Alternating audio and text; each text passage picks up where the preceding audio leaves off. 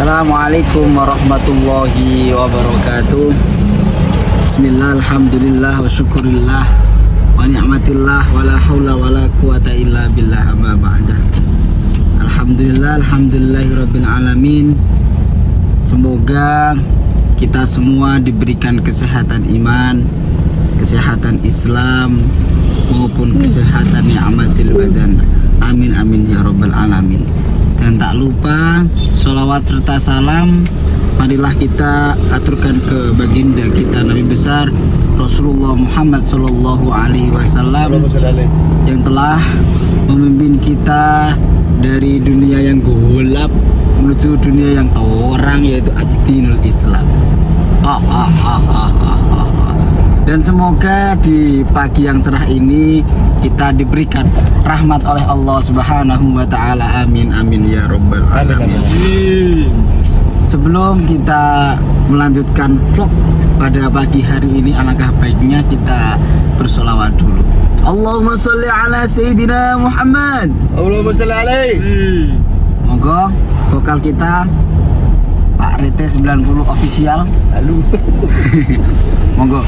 Sallallahu ala Muhammad. Sallallahu alaihi wasallam. Sallallahu ala Muhammad. Sallallahu alaihi wasallam. Sallallahu ala Muhammad.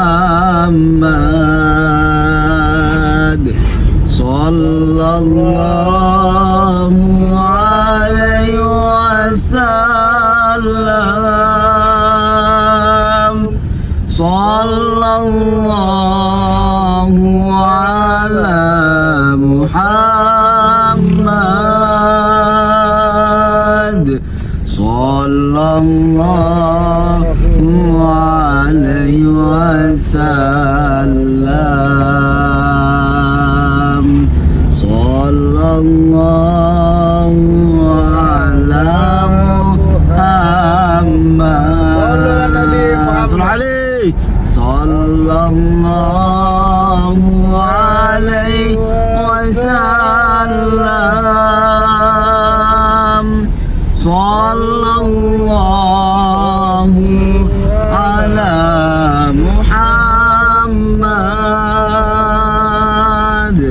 Sallallahu alaihi wasallam. Al-Fatihah. A'udzu billahi minasyaitonir rajim. Bismillahirrahmanirrahim.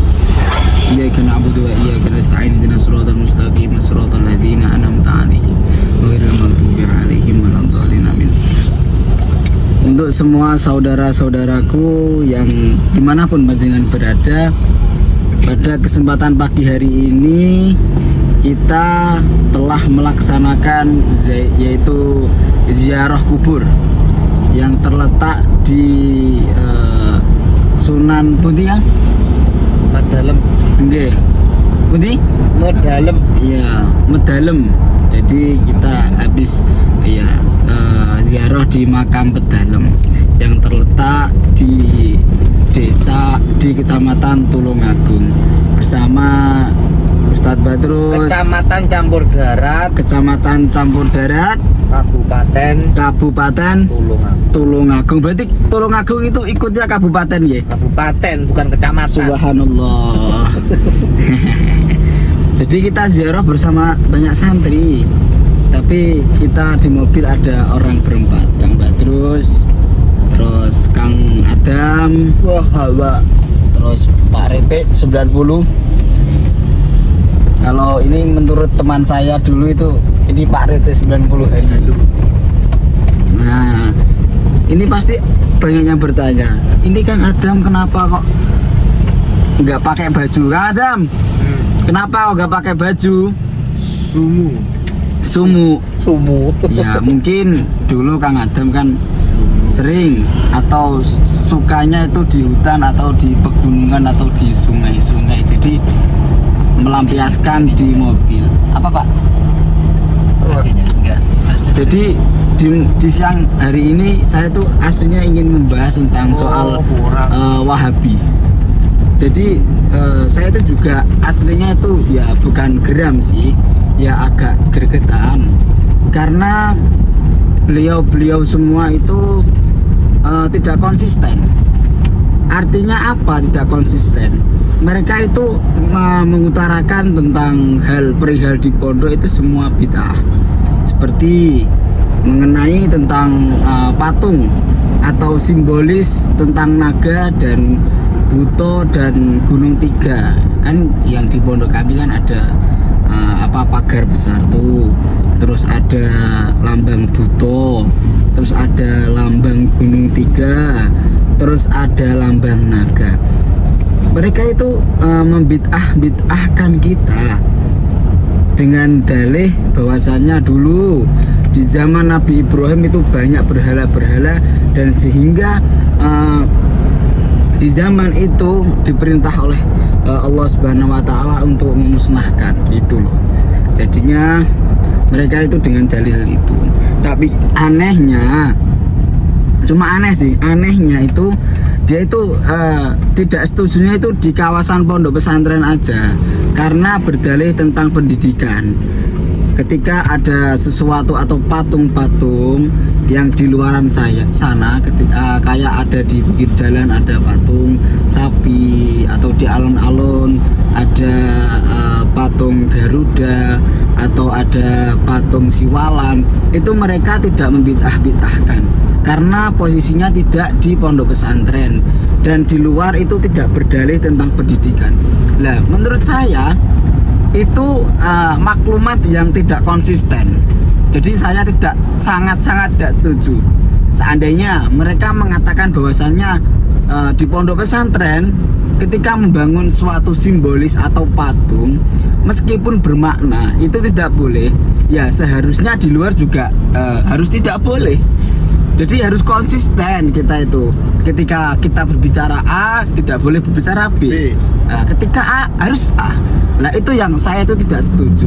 Mungkin kalau mereka mengatakan di pondok dengan dalih pendidikan tidak boleh, kalau seharusnya kalau di luar dia juga berdalih tidak boleh, saya insya Allah juga akan agak setuju sih. Tetapi udah melenceng sangat jauh sekali karena sudah tidak sesuai faktual sekali. Jadi saya sangat tidak setuju. Ya juga saya mencoba untuk menerangkan juga dulur-dulurku. Jadi kayak simbolis naga dulu itu kan berhala itu dianggap musyrik atau syirik. Karena apa? Karena dulu itu mendoktrin para umat Islam atau mendoktrin para umat-umat terdahulu seperti umat-umat yang Badui dahulu itu sebagai kekuatan. Jadi ketika ada berhala, ketika ada simbolis sapi itu mempunyai kekuatan. Dulu kan kayak gitu. Ini loh sapi ini mempunyai daya tarik atau kekuatan, bisa menjadikan kaya apabila kamu menyembahnya. Atau berhala ini sembah, kamu bakal dikasih kekayaan, kamu akan dikasih istri cantik Pak RT, kamu akan dikasih kamu akan dikasih bla bla bla harta benda dan lain-lain. Itu boleh berdalil syirik musyrik, itu pasti musyrik. Seandainya masih ada berhala dan mendewa-dewakan atau menjuntrungkan untuk menyembah suatu berhala atau patung-patung pada zaman sekarang, itu saya ya juga ikut jihad akan memusnahkan itu semua. Tapi udah saya utarakan bahwasanya di pondok pesantren kita ada simbolis naga, itu cuma simbolis. Kita itu tidak untuk menyuruh umat itu mendewa-dewakan atau menyembah-nyembahkan patung naga yang ada di pondok kita, tetapi itu sebagai simbolis. Kayak seperti patung naga itu, seperti patung naga itu kan kalau orang Jawa itu nogo, notorogo. Jadi jiwa kita, pikiran kita, batin kita, secara goibiyah kita itu kita tata semua. Jadi tidak boleh kita awur-awurkan. apalagi kita bid'ahkan orang lain. Karena sejatinya bid'ah itu ada dua, yaitu bid'ah hasanah dan bid'ah dolalah. Mungkin para kaum atau golongan mereka tidak menyebutkan atau tidak mau untuk menyebutkan bid'ah hasanah, itu nggak mau. Padahal mereka itu juga memakai benda atau sesuatu yang tidak ada pada zaman Rasulullah, seperti HP, seperti sepeda motor, semua mereka memakai. Bahwasanya itu juga HP, terus sepeda motor, terus mobil, itu kan kayak AC, itu kan juga bid'ah loh, tidak ada pada zaman Rasulullah. Tetapi dia tidak mau mau mengakui itu semua. Jadi wes toh, kalau panjenengan kalau nggak percaya, mereka itu kalau panjenengan mau menjelaskan seperti apapun, tetap bersikukuh. Ini bid'ah, ini bid'ah, ini bid'ah kayak gini. Pasti dalilnya gini, kullu bid'atun dolalah wa kullu dolalatun finnar, kayak gitu. Jadinya dalilnya hanya satu itu aja. Kemarin itu ada kejadian peristiwa. Saya itu tanya kepada santri beliau, kan sudah mendesak, kamu santrinya Gus Samsudin ya? Saya yang menjawab, iya, saya santrinya Gus Samsudin. Kenapa? Kamu udah berapa tahun mondok di sini? Udah alhamdulillah baru 2 tahun. Saya bilang gitu. Kamu diajarin apa di situ? Saya diajarin ngaji. Ngaji apa? Ngaji ala-ala. Ala-ala itu kita menerangkan apa? Tentang akhlak, tata cara belajar baik dan benar, aku bilang gitu. Terus diajarin apa lagi? Saya tuh diajarin kitab Syifaul Jinan. Apa kitab Syifaul Jinan itu? Kitab yang menerangkan tentang tata cara belajar membaca Al-Quran. Saya bilang gitu. Entar makhorijul hurufnya kayak gini. Ketika ada nun mati atau tanwin bertemu dengan salah satu huruf hijaiyah, entar ada bacaannya sendiri gitu. Saya bilang gitu. Oh, kayak cuma kayak gitu. Mungkin kapasitas saya sebagai santrinya Abah Samsudin hanya menjelaskan tentang keilmuan aja.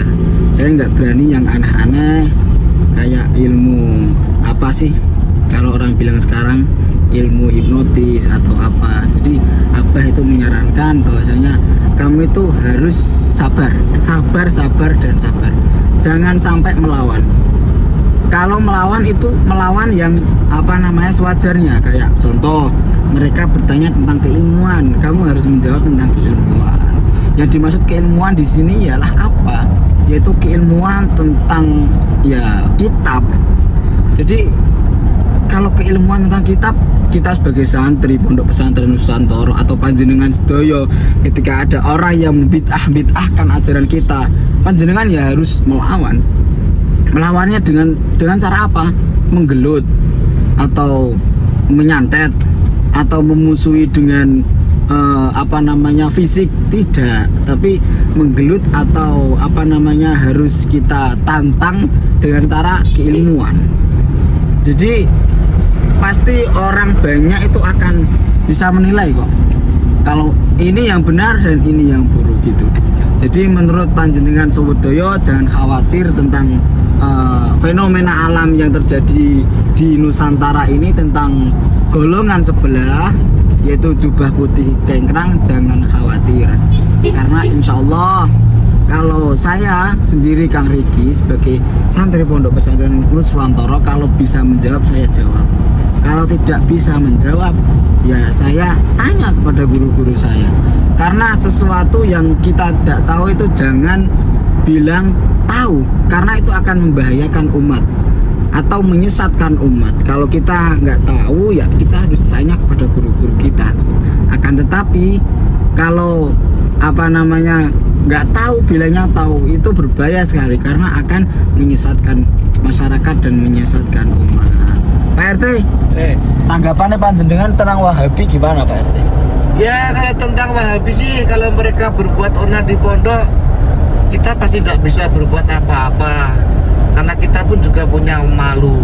Di kaosnya apa kan juga ada, kesabaranmu adalah kesaktianmu. Tetapi tidak jika Anda bertemu saya dan juga Ustadz Riki di hutan, Anda akan saya ratakan. Iku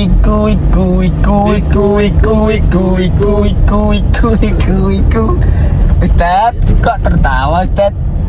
Itu si Kuncoro lelah dia.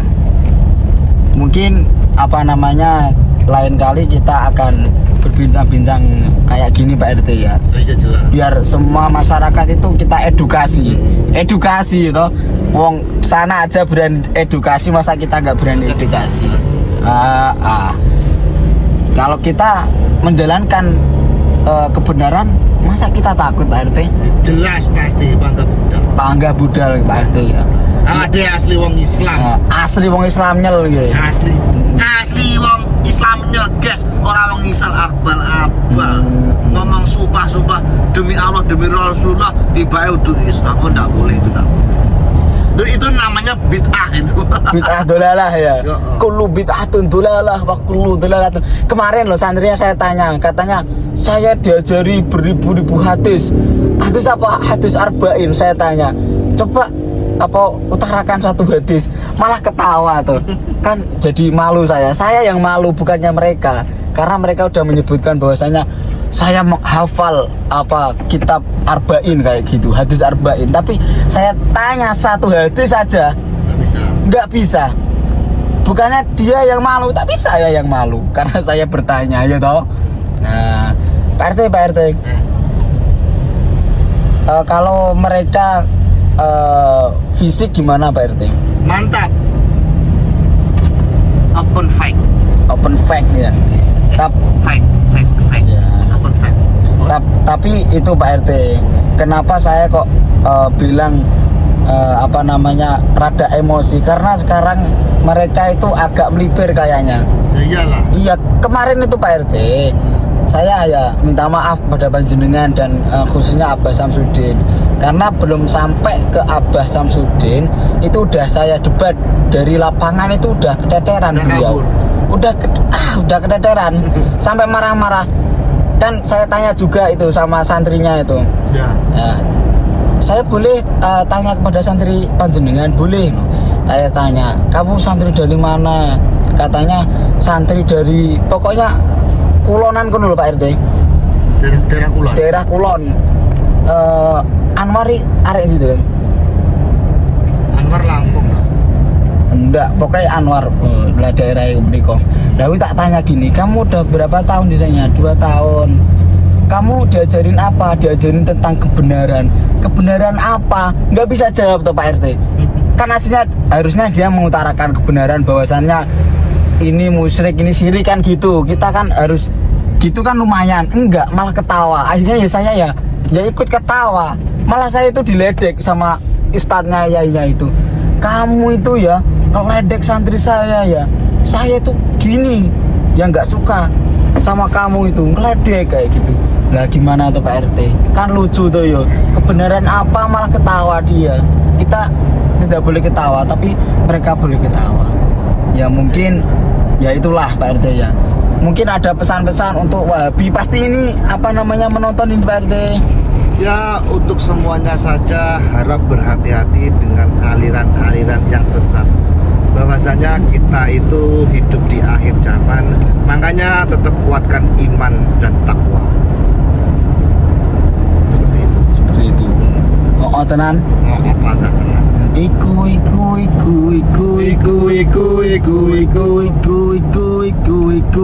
saking. Ini sedulurku semua, saya itu ingin membuat video klip itu yang Sunan Gresik Maulana Malik Ibrahim, Sunan Ampel Raden Rahmat. Lah itulah pokoknya ntar doakan saya semoga rilis video klip tentang lagu Wali Songo. Pokoknya kalau panjenengan selalu menyupport, insya Allah juga saya semakin penyemangat. Karena supportmu adalah penyemangatku kawan. Jadi insya Allah saya akan menampilkan tentang lagu-lagu tentang kejawen. Semoga saya ngevlog pada siang hari ini diridhoi oleh guru-guru saya dan diridhoi oleh Kang Petrus dan diridhoi oleh Kang Adam dan diridhoi oleh Kang Rete 90. Halo. Dan khususnya kita tetap semoga diberikan ridho oleh guru-guru kita Abah Samsudin dan ridho orang tua kita dan ridho Allah Subhanahu wa taala, karena ridho Allah itu tergantung dari ridho orang tua, ya toh? Betul Pak RT ya? Betul. Pokoknya doakan semua nggih. Sedoyone semoga kita diberikan kesehatan iman, kesehatan Islam dan kesehatan sehatul badan. Yang mempunyai hutang banyak semoga Allah melunasi hutang-hutang panjenengan, dan panjenengan yang belum punya jodoh semoga panjenengan diberikan jodoh ingkang, yang laki-laki diberikan jodoh ingkang solihah, yang perempuan diberikan jodoh ingkang soleh. Kalau laki-laki mempunyai jodoh yang cuantik, comel, dan yang perempuan gemoy. Kamu pilpres pilih mana? Nah, jangan kita jangan membawa politik. Cukup sekian. Kalau saya Kang Riki ada tutur kata yang salah atau tingkah laku yang menyakiti panjenengan, saya meminta maaf sebesar-besarnya. Akhirul kalam. Jangan lupa sholat nggih. Jangan lupa jalankan sholat, amalkan sholawat dan berbakti kepada orang tua. Wassalamualaikum warahmatullahi wabarakatuh.